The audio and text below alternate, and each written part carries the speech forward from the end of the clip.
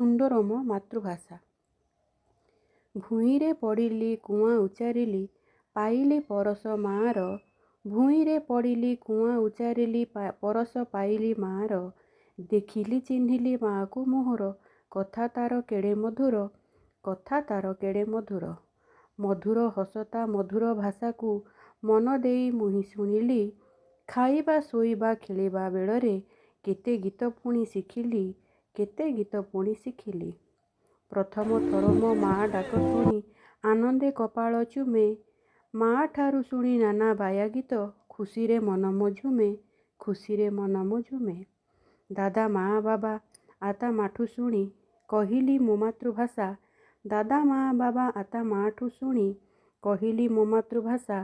କେଡ଼େ ସୁନ୍ଦର ମୋ ମାଆର ହସ, କେଡ଼େ ସୁନ୍ଦର ତା ଭାଷା, କେଡ଼େ ସୁନ୍ଦର ତା ଭାଷା। ଧୀରେ ଧୀରେ ମୁହିଁ ବଡ଼ ବି ହୋଇଲି, କେତେ କଥା ପୁଣି ଶିଖିଲି। ସବୁଠୁ ସୁନ୍ଦର ଆମ ମାତୃଭାଷା, ଓଡ଼ିଆକୁ ଭଲ ପାଇଲି, ଓଡ଼ିଆକୁ ଭଲ ପାଇଲି।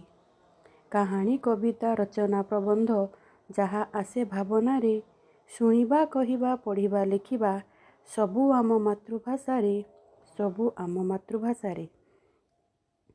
ଯେତେ ହିତ କଥା ଲିଖିତ ପ୍ରମାଣ ଅଟଇ ଆମ ସାହିତ୍ୟ।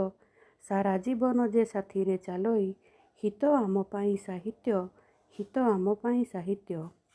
ଆମ ମାତୃଭାଷା ଆମରି ସାହିତ୍ୟ, କରିବା ସୁରକ୍ଷା ପ୍ରସାର। ଆମ ମାତୃଭାଷା ଆମରି ସାହିତ୍ୟ, କରିବା ସୁରକ୍ଷା ପ୍ରସାର। ନିଜ ମାତୃଭାଷା ଶ୍ରେଷ୍ଠ କରି ଆମେ ଯଶ ରଖିଯିବା ରାଜ୍ୟର, ଯଶ ରଖିଯିବା ରାଜ୍ୟର। ଧନ୍ୟବାଦ।